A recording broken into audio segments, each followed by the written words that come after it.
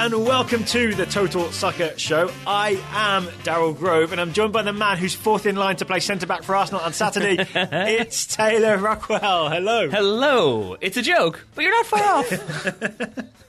I can add you to the centre-back category since you played that one game for our local team. Yes, for our local amateur team. Yeah. That definitely means I'm fourth choice for Arsenal at this point. Well, that is the story. This is our FA Cup final preview, by the way. That is the story, right? Many centre-backs either injured or suspended. Yes. Yeah, I mean, so you basically, Arsenal have shifted to the back three, and we're going to get into more detail later on, but basically what? All of them are injured? Maybe one of them isn't? Who knows? Gabriel injured, Koscielny suspended, Mustafi had the concussion, which really means he should not play, even if he's the last centre-back on earth. There we are. Right? So suddenly you're down to, I've heard the name Callum Chambers mentioned. Yep. Not going to happen, is it? We researched it. Callum Chambers, on loan at Middlesbrough, played in the FA Cup for Middlesbrough. There is zero chance of him playing for Arsenal this Saturday. I believe they call that cup tied. It is good. Yes, that would have been the shorter way of saying it. Yeah, so Arsenal, Chelsea. Yes. Saturday, 5:30 English time, 12:30 American Eastern time, FA Cup final at the Wembley. At the Wembley, indeed. On Fox, right? It's on Big Fox. It is. So everyone can watch this. Shall we get into it then?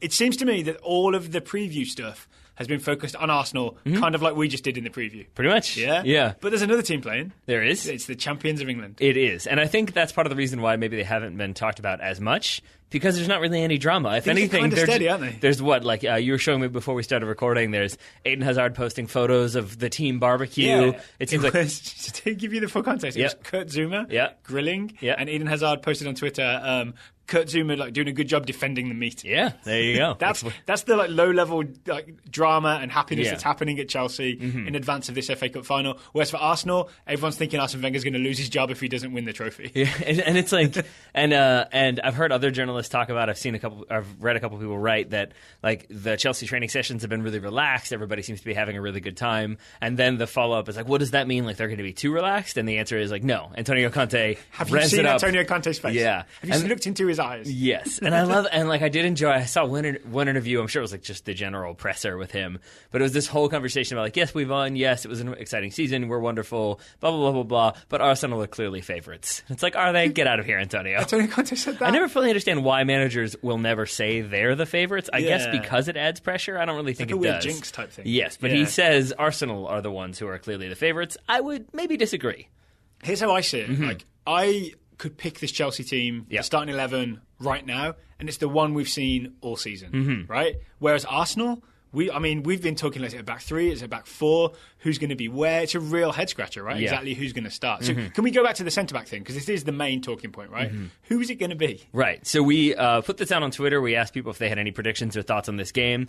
Jonathan Rosselli, he tweeted, he's curious how Rob Holding will do without Koscielny, Mustafi, or Gabriel, and how the result impacts Wenger's future. I think that's a fair question to ask. And so we thought about this, right? And basically the two answers are Arsenal will maybe go back to a back four. They've been playing that back three, but maybe they go back to something with which they're a little more comfortable given the personnel limitations. Well, isn't it partly like for a back three you need at least three centre backs? Well, they've been playing Monreal. He looked fine as a left-sided centre back, so you could put him in there. But then if you go to do you think Wenger describes it to him as left back but just inside just a bit? Inside a little bit. I mean, maybe left back but right a bit. Yeah, I mean that would probably do it if the person is very much like bound by like where they are on the field. Like I'm a left back, I stay on the left side. It's like just like take two steps in, you're fine. That's all it is. But then we also have, I think you told me Kieran Gibbs has something of a thigh injury, so then he would have been the left wing back. So now suddenly you're running out of left backs as well.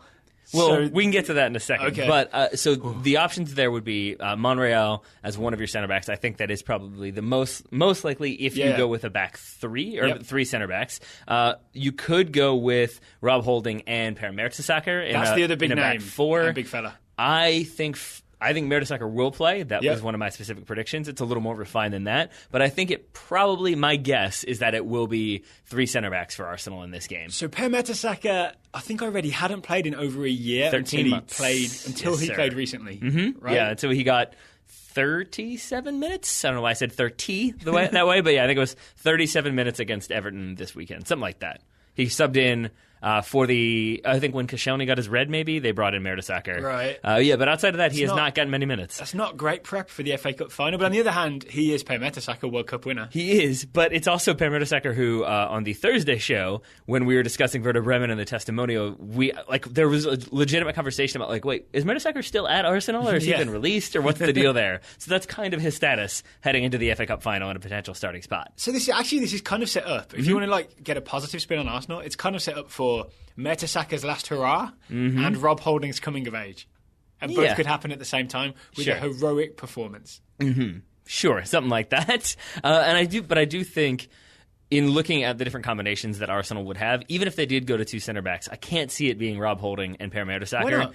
Because I think you need a little bit more cover. Mertesacker has been out for so long. He hasn't been involved in the starting 11. He's not going to be able to do a lot of the things that Gabriel or Koscielny could do. Mm-hmm. So I think you need I think you need a little bit more cover in there just in case. Mm-hmm. So that's where I'm thinking it will be a back three, and my guessing is that it will be Holding, Mertesacker, and Nacho Monreal. Okay. Mm-hmm. Mostly because that's all that's left. Yeah, pretty much. But actually, worth noting there that some other clubs would maybe try to think about who they could drop into the center back spot. So, for example, Tottenham might do that with Eric Dyer. Man United have, I think, Carrick has dropped in there. Yeah, for Man United. Chelsea could do it with Matic if they had to. And I'm sure City have done it. Or with two N'Golo Kanté Kanté stacked on top of each other. That too would be real good. Why not? If you have two N'Golo Kantés, I say put them both at defensive midfield. But it doesn't seem like Arsenal really have any candidates to do that.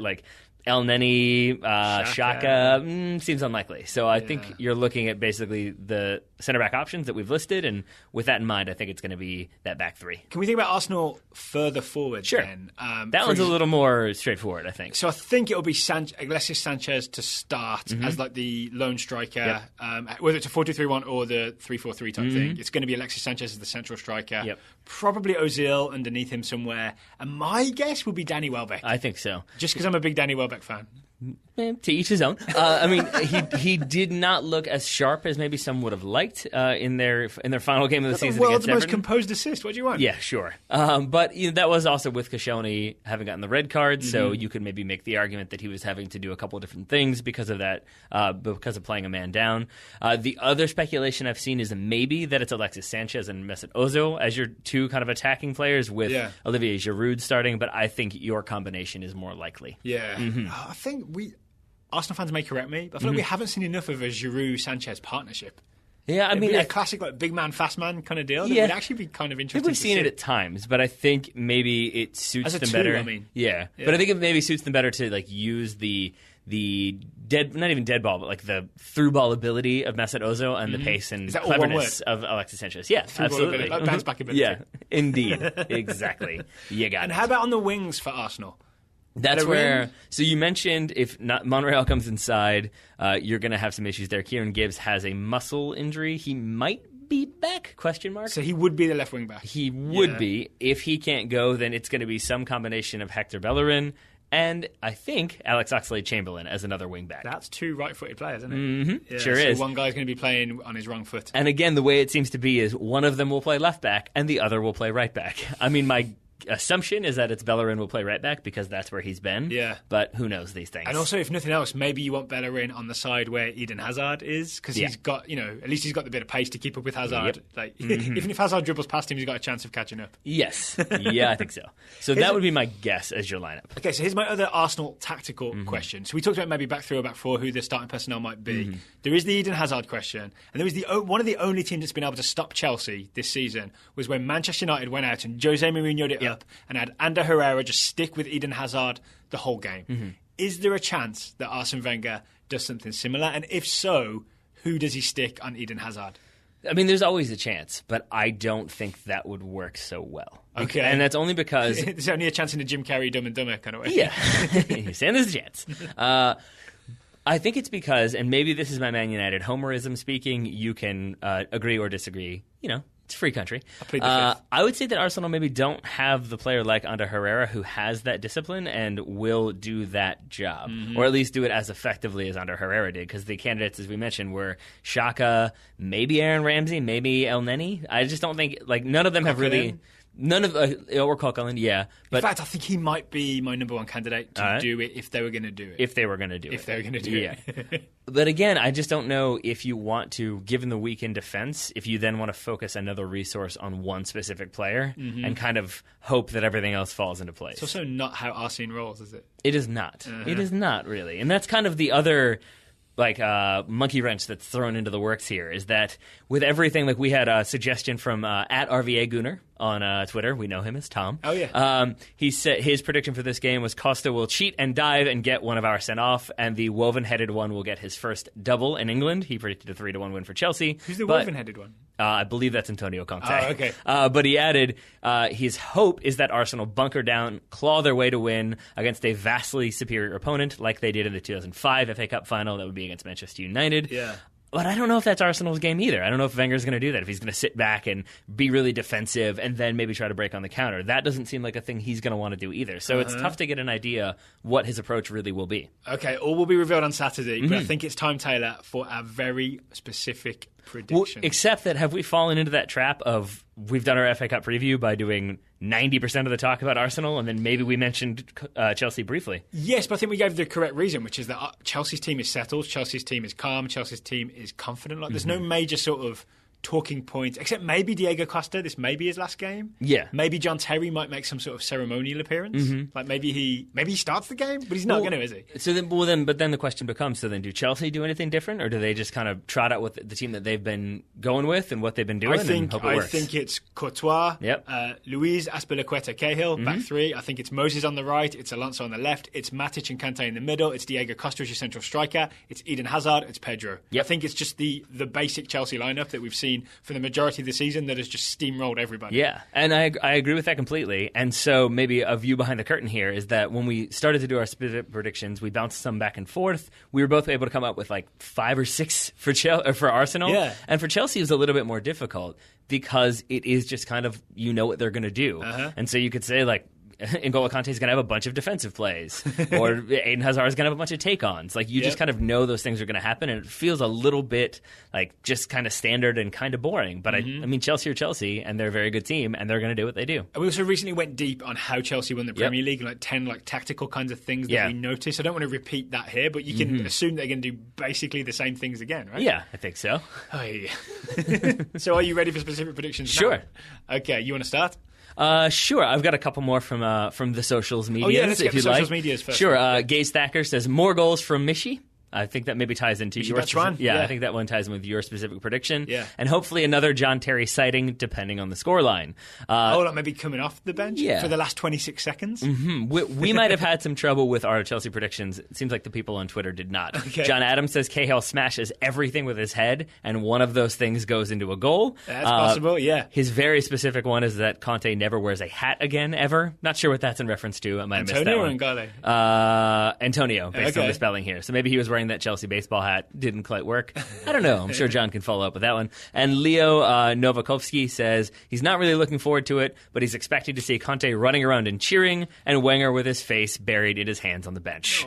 Yes. So a lot of predictions kind of going in line with what the kind of common belief is, and I think maybe my predictions will echo that as well. Okay. So I'll go with my first one for Arsenal. I made this prediction before I really, really looked into the defense. I was just sort of like, yeah, Per Mertesacker is maybe going to start, and I'm going to take it one step further and say he's going to get a card, because it's not just that he's going to start, it's that he's going to get a card. And now I kind of don't think it's as risky of a prediction as it was when I first thought about it, because I do think he's going to start, and I do think he's going to get a card. So why is he going to get a card? Because, I mean, first of all, we've seen Arsenal's back line struggle to deal with Diego Costa, both in terms of what he does as an attacker and also what he does as Diego Costa. So I could see him... The faux friendly face slap is what we call it, right? But I could also see Mertesacker having not got many minutes, being a little bit rusty. Maybe he's too reckless in a challenge. Maybe he has to make a professional foul. Maybe he gets sucked in by a little bit of the mind games from Diego Costa. For any number of those reasons, I could just see Mertesacker, who I do think will get minutes in this game, I could see him picking up a card. All right, just to be in opposition to you for no other reason, I kind of am hoping Mertesacker has a glorious last hurrah of a game. Those happen too. No cards, just clean tackles, smooth on the ball, and we're all good with Per Mertesacker. Maybe it's like like video games when you're like in the fighting video games and you have to save up your power like for your special moves. Like maybe that's it. Like Wenger didn't want to expend any of Mertesacker's power the entire season just in case he needed him in one final moment. Energy bar has just been going up and up and up for 12 months. Now he's ready to go. Yeah, because it takes him longer to like refill the energy bar. So they just couldn't waste it. They had to save it up and save it up. So maybe he has the game of his life. That was your Arsenal prediction. I'll give you my Chelsea prediction. Sure. Okay, my Chelsea prediction is a Chelsea substitute will score. Mm-hmm. And this is because they have so many weapons on the bench, and I feel like I've seen Antonio Conte use them wisely. Mm-hmm. For example, Batshuayi scoring the Premier League winning goal. Yep. So your options coming off the bench are Batshuayi. Mm-hmm. Maybe even to teach Diego Costa a lesson. If it's like, if he is leaving and going to China, it may be like, all right, we've seen enough from you. Let's bring on the new guy. He scores. Willian could easily come off the bench, score a free kick, cut in from the right and score if Pedro hasn't already done it. I've heard and he's how good. about this one?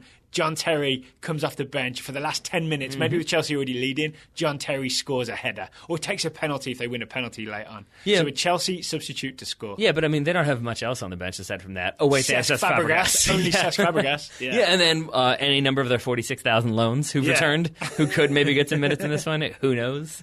So, yes, I think that's a solid prediction, Daryl Grove. And really, it could be either way. It could be like it goes to extra time and they have to bring in a sub and maybe they get the winner. It could be that Chelsea are up 3-0 and they bring on somebody to get the fourth goal. Yeah, like a ceremonial John Terry thing. You know what I'm saying? It makes me a little bit sad that even in my, like, who knows, it could even be this, it's still Chelsea winning in extra time.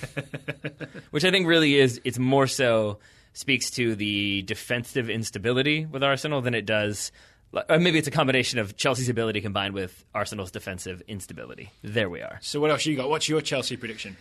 As I said, it was kind of tough because we sort of know what Chelsea are going to do, and so I thought about doing some crazy ones, like David Luiz will get a goal. But as we talked about in that how Chelsea won the league, that maybe Luiz stays back a little bit more. He's a little bit more conservative. Yeah, so actually, just to double down on that, if you didn't listen to that show, what Chelsea do is we said they solved the David Luiz problem. Yeah. Antonio Conte I think you solved did, it. and I said that only because you deserve credit for figuring that one out. So he doesn't go wandering forward because he is the deepest man. It's Azpilicueta and Cahill, his two centre-back partners, who are allowed to join the attack. Luiz is the deepest, and he has to redistribute the ball, but he can't leave his post. Yeah, I like that. He's even like Mike in Better Call Saul. In that little box. Nicely done.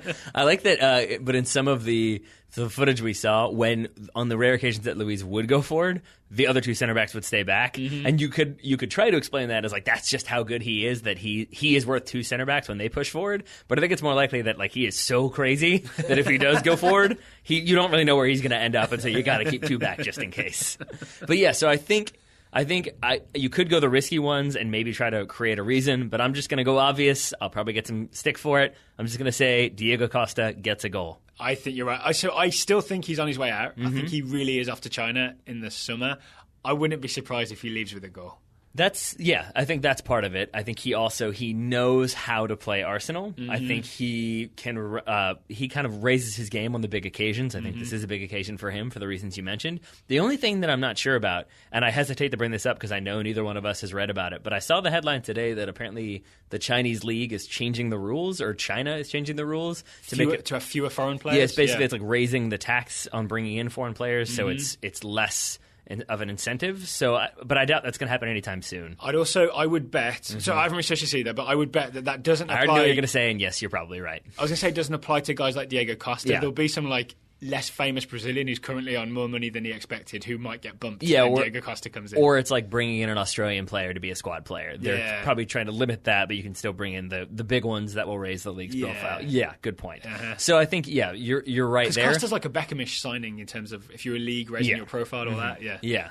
And then you could flip that around and say, though, that maybe he's had a change of heart. Maybe he's decided, no, I want to stay at Chelsea. This is the club for me. I want to prove it. I'm going to go out and bag some goals and be the Diego Costa of all and prove why I belong. Oh, fair enough. Okay, my other Arsenal prediction is... So my Arsenal prediction is that at some point in this game, we see Alexis Sanchez expressing frustration with his teammates. Now, I have a couple questions for you. Yeah. First of all, you say in this game. Yes. Is that like up until the final whistle, or is it like as long as there's footage? Because what I could see is basically the game being over, Alexis Sanchez trudges off the field looking sad, or like won't shake somebody's hand or won't hug a player, and I could see that definitely happening. Does that count? On Saturday, we will see Alexis Sanchez expressing frustration with his teammates. I know how you work. It's just because we've seen it more and more this season. There's little moments that you didn't quite see before where he like throws his arms up in the air, where he's got that look on his face of just like, yeah, I would have scored that. You know, that kind of look, and I feel like we'll see that. And then my other question, like genuinely, because I'm curious, is it any sort of frustration? Is it like, say he thinks he should have scored, he gets an open shot, he shoots it wide, and then he's obviously frustrated because he feels like he should have scored? No, because then he's frustrated with himself. All right, so with his teammates. It's basically obvious frustration with his teammates. Yeah, got it. Because I think that is a thing that we're seeing more and more of. And I don't think it's because he's that guy. Nope. I think it's kind of his competitiveness, and I think he's been frustrated by Arsenal's struggles. I agree with that. I also think he hated losing 5-1, was it, to Bayern Munich? Yeah. Much so he's going to join Bayern Munich. Right, according to his FA, yeah. I do also think, though, that like I've thought about this before, that when a little bit of a tangent, so I apologize in advance. Yeah. But I've thought about before how many people knew that going in when they press play. True. This could happen. I've thought about before, like when I've been playing center back, or when like how often you think that the other team's player is offside, and you put your hand up, and then the linesman says no, and you're like, he was absolutely offside. And I've thought many times about if there were like video replay at just amateur level, how often I would look like an idiot, because it's like, oh no, I kept him on by 5 yards, I'm dumb. And the reality is, I do think that like cameras can focus on things, and there is probably the truth that Alexis Sanchez it's been highly publicized that is he going to stay, is he going to go, he's frustrated. And I think if you kept a camera on me or you for 90 minutes, there would be a moment where it looks like we're really mad at our teammates, or we're really frustrated by the situation. Yeah. And so I also think that plays into it too, that there is going to be that added focus on him, so you're going to get more of the reactions of Alexis Sanchez, because the cameras are looking for it, so they'll catch it. Yeah, like I don't think people are going to be filming Eden Hazard to see how he reacts if Diego Costa shoots when maybe he shouldn't have. I think they might be doing that to Alexis Sanchez. Oh, okay. Are those all our predictions? Have we done 2 each? I think so. Other than, I think I have to go with what Tom on Twitter said, that I think if Arsenal are going to try to get a result here, I do think just because of the limitations we've discussed, because they have so many more. I've seen a couple different slideshows of like 8 players who might miss the FA Cup final because of injury, and it's like 7 Arsenal players. I think it requires a pragmatic approach in this situation, that it has to be a little bit sit back, make sure you play defensive, so maybe break on the counter.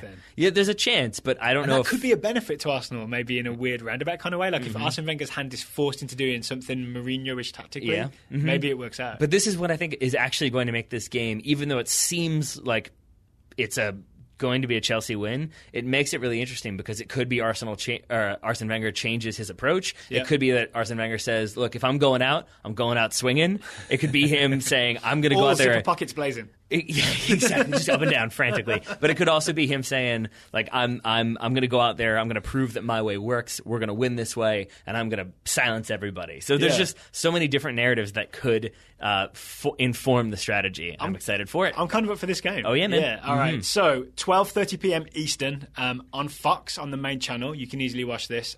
Also, that same day, Saturday, 2:30 Eastern on ESPN3 and Watch ESPN, which I think is the same thing, I'm not 100% sure, is the DFB Pokal. It's Borussia Dortmund versus Eintracht Frankfurt. I pronouncing things right. I took a second because I'd been saying it was Dortmund Bayern Munich, remember? About a month ago. I got that wrong. Yeah, so it's Dortmund versus Eintracht Frankfurt. For a preview of that game, see yesterday's show where I talked to Matt Herman of Talking Fußball, who knows more about the Bundesliga than Taylor and I will ever know. That is definitely true. The Bundesliga is in Germany, right? Yes. Okay, I know that much. We're good. And also Austria? Oh, yeah, that too. So, yeah, we'll be back to review these games. We're not entirely sure when, because Memorial Day makes things weird, right? It does. With our schedules. But we'll be back next week to review both those games, and probably to get a look at the new US national team roster. Yes. Right? Bruce Arena is going to name it sometime. I'm thinking Monday or Tuesday. I mean, anytime that is intentionally inconvenient for you and me. Yes. That's basically what happens. Yeah. He'll wait till we're the farthest possible distance from our microphones, and then he'll drop that roster. Yeah. He's no better than Jurgen Klinsmann in that way. It really is. Like, I feel like you and I could sit. Like, if he said, I'm going to release the roster on this day, we would sit there the whole day, wait. And when we were finally like, all right, let's step out to get a bite to eat, that's when he would release it. Like, it just seems to be U.S. Soccer knows how things operate. Around here, at least. We should check the room for cameras. Now I'm concerned. Secret cameras. I mentioned yesterday that I was worried about Pepsi coming for me. I can't handle Pepsi and U.S. soccer.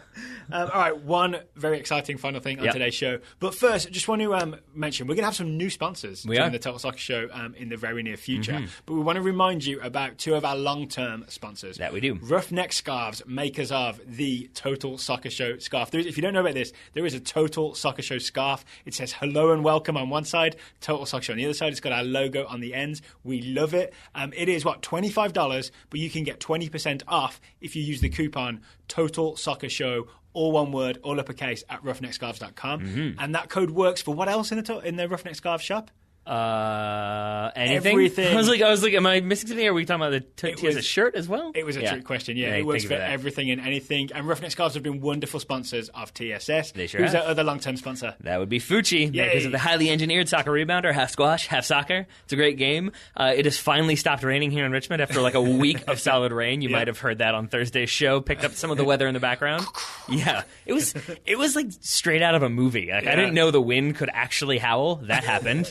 And the thunder was a little bit shaky. So now that it's nice, maybe we can get outside, play some Fucci, have some competitive tournaments, maybe something like that. I'm excited to get out there and play some more. Okay, and so we'll put the link in the show notes. But it's playfucci.com, and the code is TSS2017 for the biggest discount you can get on a Fucci rebounder. Thank you to Roughneck, and thank you to Fucci. We love both of you guys. Maybe we'll play Fucci in a Roughneck scarf. Ooh. That could work, except we need a very specific temperature for that. Except that I think we learned last summer when playing Fucci that playing Fucci in a Richmond summer in about 90 degrees with about 100% humidity is not ideal. I would say it's hot enough that adding a scarf wouldn't make any difference. Famous last words. So we'll say thank you to Roughneck Scarves, thank you to Fucci, and thank you to Ira Jersey for purchasing a Fucci and for supporting the Total Soccer Show for many, many years. Oh, yeah. And today we got to play Wikipedia Game against Isaac Jersey from New Jersey. Wow. All right. Lots of jerseys in there. I might have just made that up. Was he wearing a jersey? I don't know.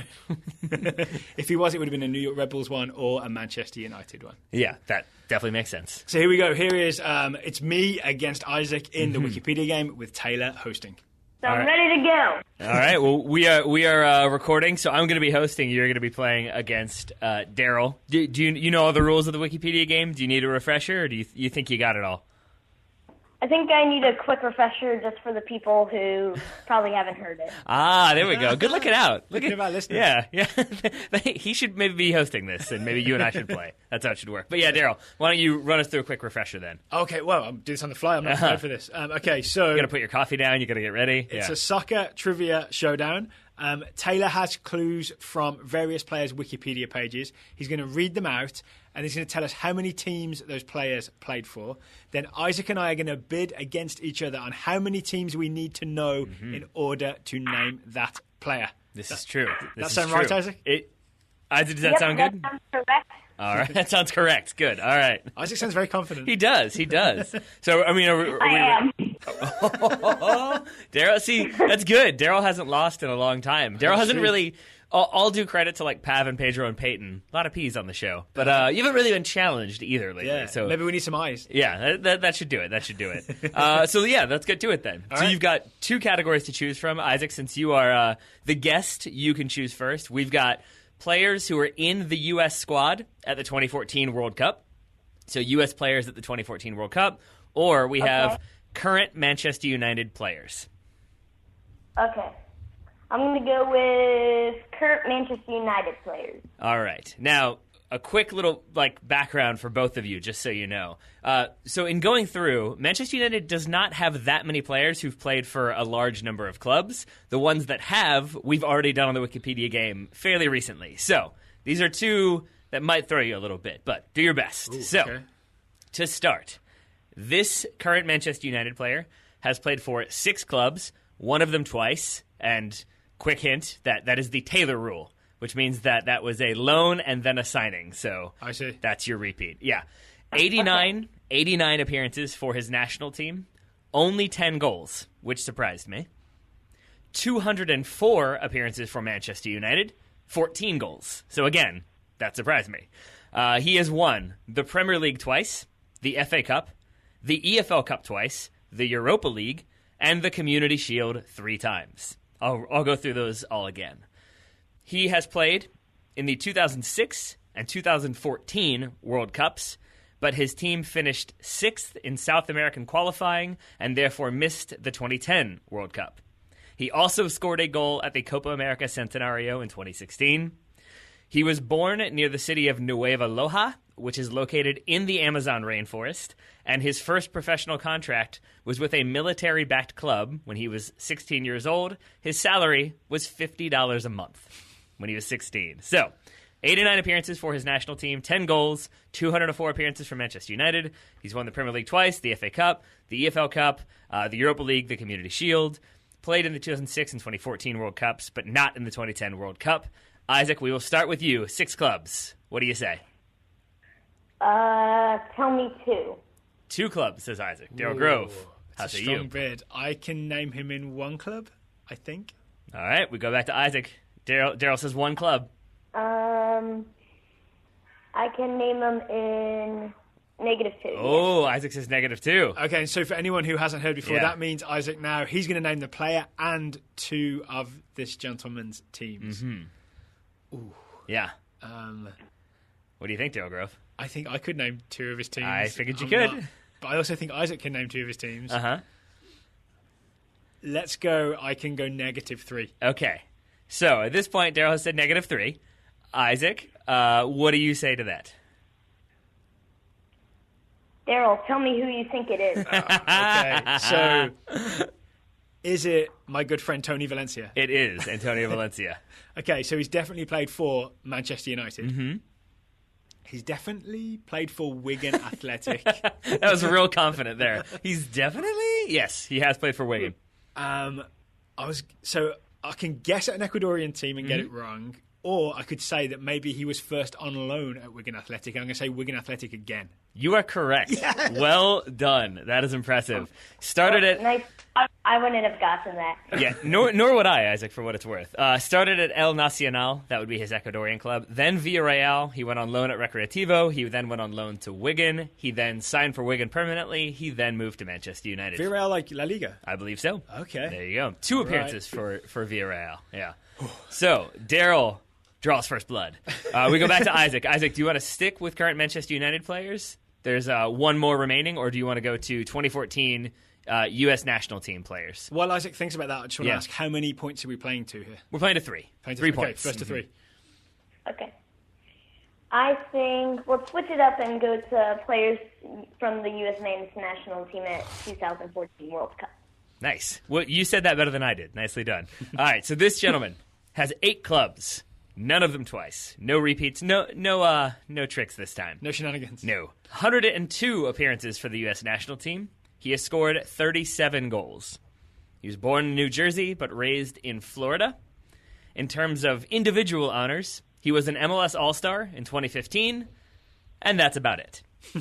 He has played soccer on 3 continents, or I think it's 5 different countries. I could be wrong on that one. Maybe 6. He was also featured on the North American cover of FIFA 08, so he's had a long career. He started every game for the USA in the 2010 World Cup, but had an abbreviated 2014 tournament. So, 8 clubs, none of them twice, 102 appearances for the national team, 37 goals, born in New Jersey, raised in Florida, MLS All-Star in 2015. That's about it. Not a lot of league titles in his trophy cabinet. He's played soccer on 3 continents for 5 or 6 countries. I forget which one it is. Does Wikipedia not know, or you just... I wrote it in my notes, and then I think I forgot to add it. So there you go. Yeah. Oh, no, 6 countries. I did write it there. It's just the weird spacing of having the teams in there, too. 6 countries, 3 continents. North American cover of FIFA 08, played in the 2010 and 2014 World Cups. So, Isaac, we'll start with you. 8 clubs. How many do you need? Tell me 2 clubs. Okay. Isaac says 2 clubs. It's a confident bid as we go to Daryl Grove. I'll go to 0 clubs. I think I can name him with 0 clubs. I think I got to make these clues harder. Isaac, so Daryl says 0. Can you go negative? I can go... I'm trying to think who it is. Well, let's think. So, 102 appearances, 37 goals. So it's a decent number of goals there. Yeah. And he's played in lots of different countries, 3 different continents. So he's had a long career, but hasn't won a whole lot. And that's all I can say before Daryl gets angry at me. I'm fine. Okay. I can say -1. All right. I'll go -2. You were about to give a hint there, and then you backed off? All right. Daryl says -2. Daryl, tell me who you think it is. I'm worried now I've been overconfident and I might get it wrong. Is it Josmir Volmi Altidore? It is. You didn't have to go the full name, but you did, and I appreciate it. And 2 clubs? I have to name 2 clubs. Toronto FC. Did you say 2 or 1? You said 2. Yeah. And unfortunately, Sunderland. Yep. Unfortunately is correct. Yeah. Also in there in reverse order would be AZ, Bursaspor, Hull City, Xerez, Villarreal, and New York Red Bulls. I forgot about Hull City and New York Red Bulls. Mm-hmm. Was that before your time, Isaac?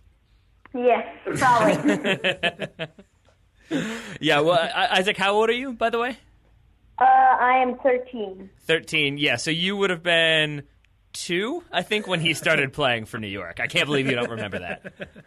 All right. So Daryl now has. My dad. Oh, yeah. Dad might. Does he? Yeah. We hear Ira in the background. Does Ira remember the days of Josie Altidore at the Red Bulls? I do remember the days of Josie Altidore. I also remember last week when he missed a penalty against Luis Robles. So happy memories near and far.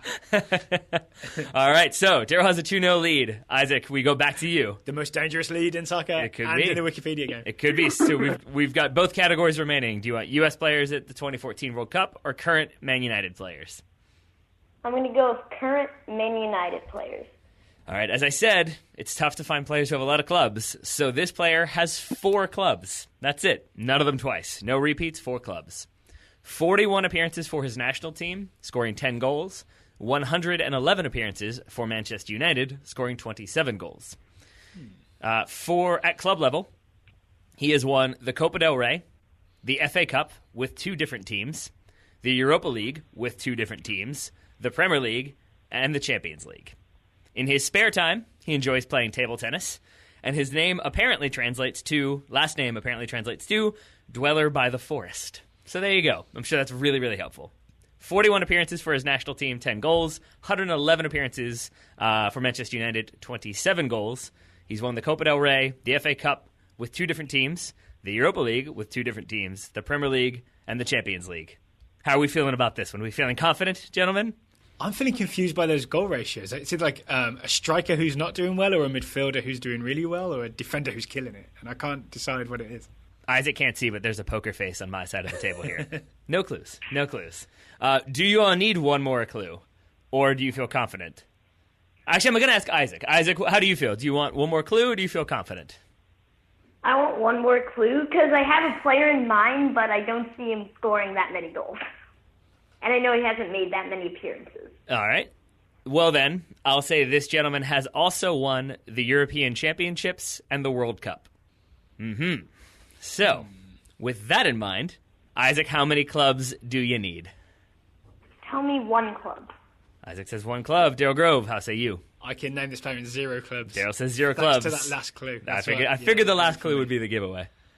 So we go back to Isaac now. Isaac, so Daryl says he can name the player. Can you name the player and 1 or more of his clubs? I can name 1 club. All right. Isaac says -1. I can name 2 clubs. I'll go -2. All right. Isaac, back to you then. Can you name 3 of his 4 clubs? It's funny, he said -8 when you gave the Ibrahimovic clue. Yeah. Yeah, see, so we just did Ibrahimovic. We've done so he's played for a bunch of clubs, obviously. We did Mkhitaryan really recently as well. And we did Sergio Romero. Those are the only ones who have a significant number of clubs for Manchester United. Everybody else has 1 or 2, maybe 3. So there's a few that have 4. I think Marcos Rojo maybe has 4 as well. But this is the other one with 4 clubs. My dad's shouting at me, it's Devin De Gea, but he definitely has not scored 14 goals for Manchester United. That's why I'm not playing this game. I mean, he's on the right track in terms of nationality. Ooh, shoot. No, I know who it is. I know who it is. I just can't remember who he played for. All right, well, Daryl has said -2. So do you want to let Daryl do that, or do you want to just take a shot with your third guess? I'm going to go -3. All right, which then goes to Daryl. Daryl, do you think you could do -4? I don't think I can do -3. So I'm going to challenge Isaac. Name that player and 3 teams. All right. Who you got, Isaac? Is it Anda Herrera? Oh, no, unfortunately it is not. It is Juan Mata. Juan Mata. Oh. Yep. Juan Mata, Manchester United, Chelsea, Valencia, and started his career at Real Madrid Castilla. Did he really? He did. As a youngster. Yes.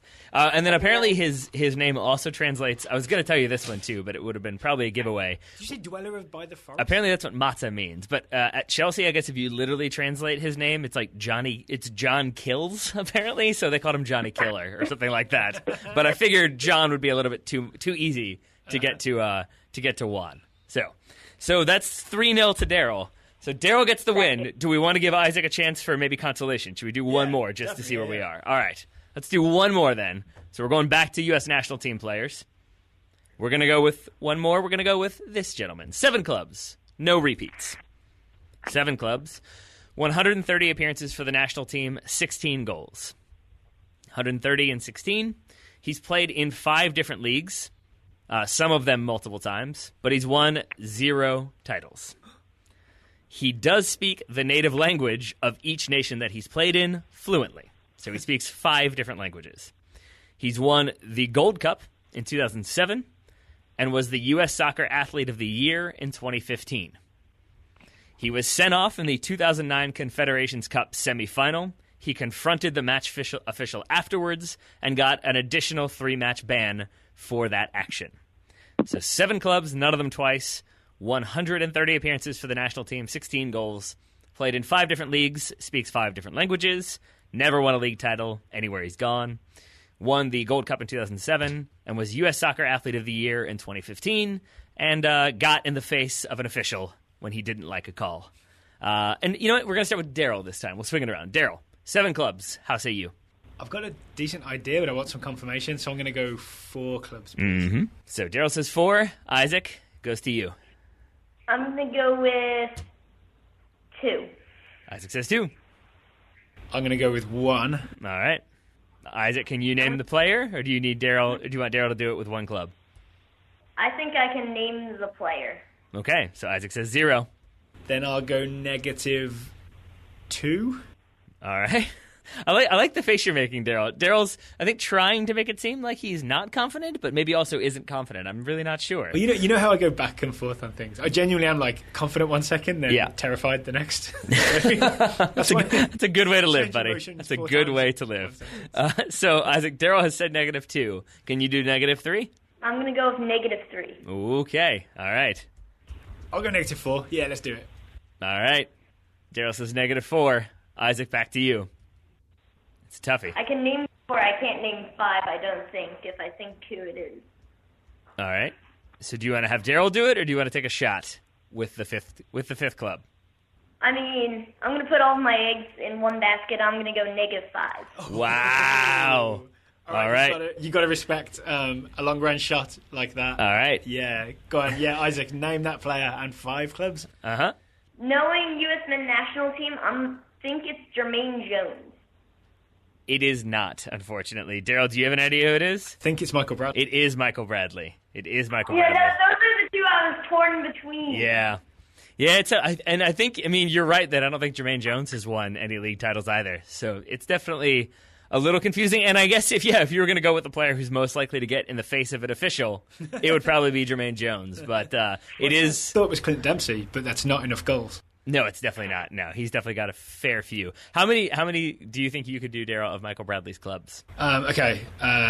Toronto. Yep. FC. Roma. Yep. Chievo. Correct. Aston Villa. There you go. Are you looking at the Wikipedia page? You're going in reverse order here. Well done. It's all coming back to me. Herenveen. Yep. That's 5. Yep. All right. Borussia Mönchengladbach. Yep. You got one more. 6. And I'll give you a hint. It's where he started. Oh, Is it MetroStars? It is MetroStars. Daryl just did all 7. Well done, Daryl. So, Isaac, yeah, Daryl is definitely a worthy competitor, and I think maybe has memorized Wikipedia. Is that what's happened here? Do you just know all of this stuff? Memorized all the soccer players' Wikipedia. Yeah, I feel like maybe he's like downloaded the Wikipedia app and just like reads it at night. That's really what happens. He doesn't actually have any other work to do. He just does that. That's it. Isaac, unfortunately, that means Daryl gets the win. But I did want to ask you. So we know you were a mascot for West Brom this season, right? So you got to walk out with was it Rondon? Was it Solomon Rondon that you got to? Nice. So I wanted to ask. We've never talked to anybody who's done that before. So what's that process like when you get to walk out with the team? It's a really cool feeling because everyone's just kind of walking out there and everyone's just clapping and cheering. But before that, you have to get there very early. Mm-hmm. And they have you go to the fan zone, and you get to hang out with the players in the locker room, and also get food. So that's always nice. So do you get to talk to the players? Did you get to have some nice conversations with them, talk about what they like, what they don't like, or was it just sort of like, hey, how you doing? Yeah, I had a little chat with Johnny Evans. Oh yeah, you guys chatted it up. He chose Johnny Evans as his favorite player when they asked because and why. Man United. There we go. That's a good reason. I think I would probably do the same. It would be Johnny Evans or Darren Fletcher, probably. Those would be my 2 choices, and then maybe Solomon Rondon as my 3rd. Although I think Daryl would go straight to Solomon Rondon, I'm guessing. Yeah, he makes you feel safe. After the way he catches. He makes you feel safe. Well, that's awesome. Well, Isaac, thank you very much for playing. You did very well, and you played it with a lot more confidence than I think a lot of people do. I like that you went for it. It's too easy just to make the person name it. Good on you for taking your shot. Thank you. It was fun playing.